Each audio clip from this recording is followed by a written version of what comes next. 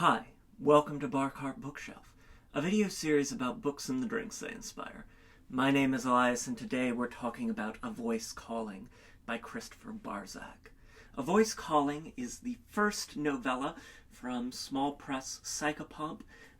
They are an online magazine dedicated to stories about death and the transition between life and death.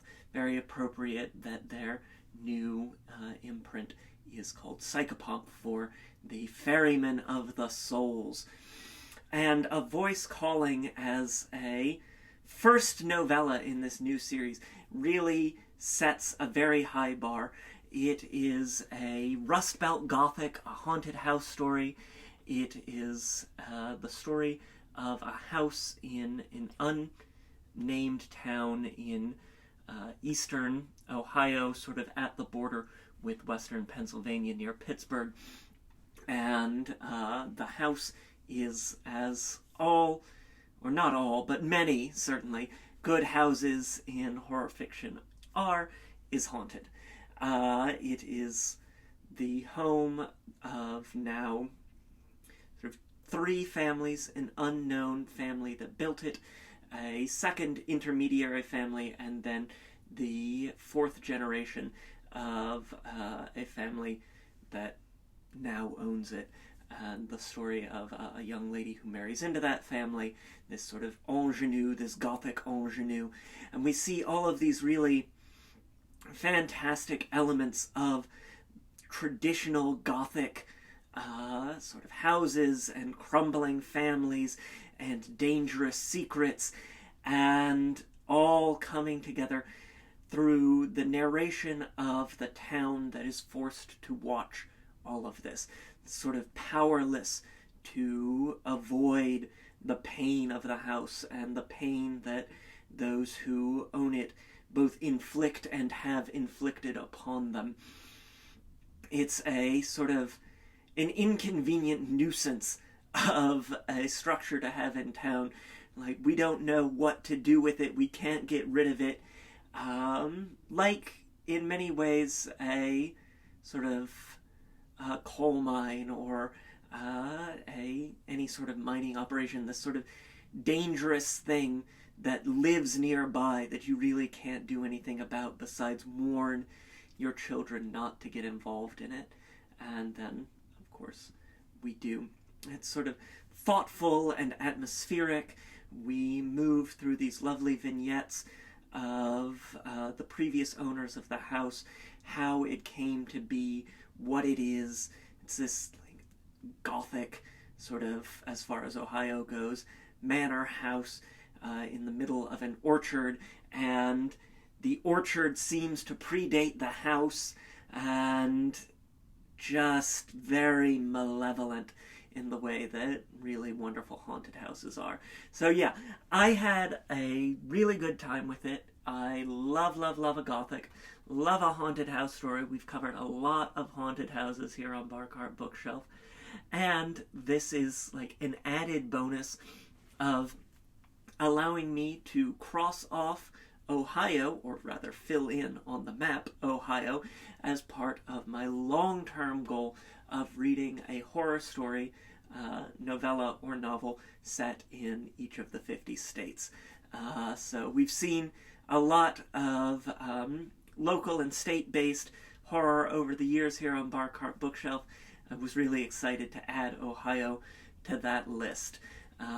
So yes, without any further ado, why don't we turn to today's drink. Our drink today is the Button House. It takes its name from the haunted house that appears in the novella, the sort of locus of all of this sort of malevolence and dangerous energy and sorrow.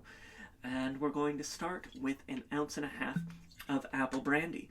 These apples in the orchard are not, eating apples, not snacking apples. They really are these small, tart, almost bitter apples that are really best suited to making cider and apple brandy. Using that Hoteling and Company apple brandy here.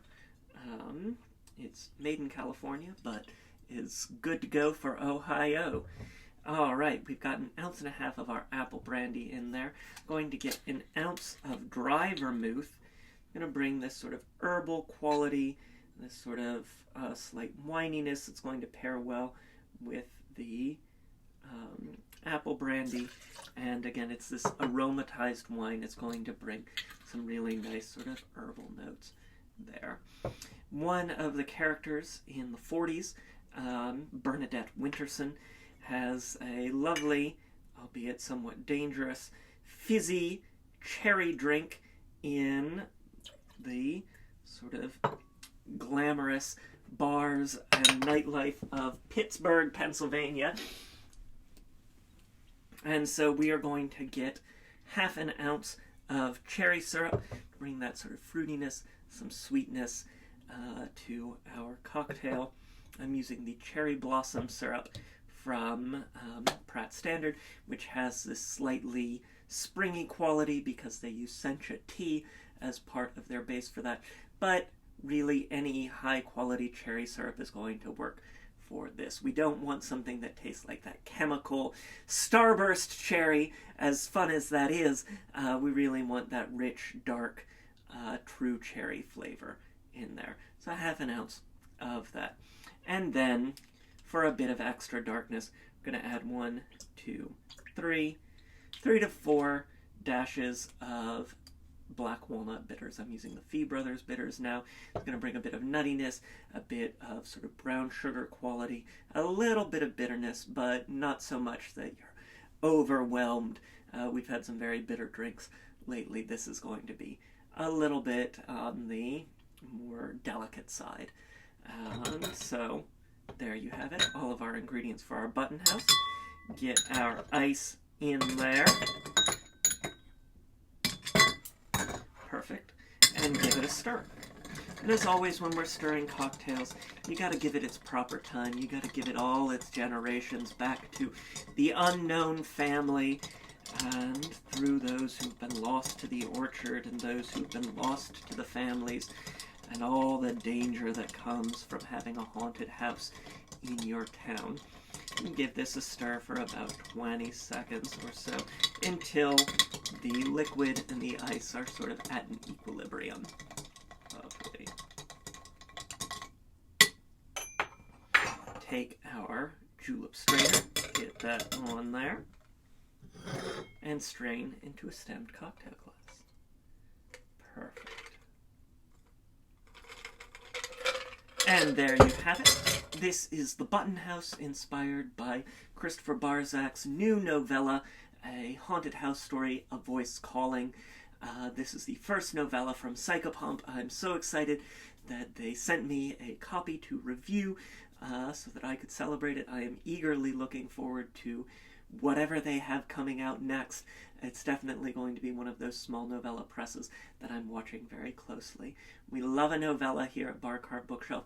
We love a small press, especially when they're doing really thoughtful gothic and speculative fiction in that novella format. It really is just a wonderful thing to have in our community.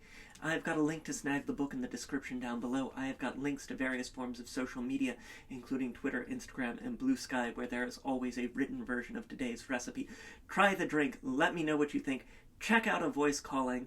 If you like gothics, if you like horror, if you like novellas, if you like the sort of horror that we cover here on Bar Cart Bookshelf, I think you're really going to love this one. And so, until next time, cheers.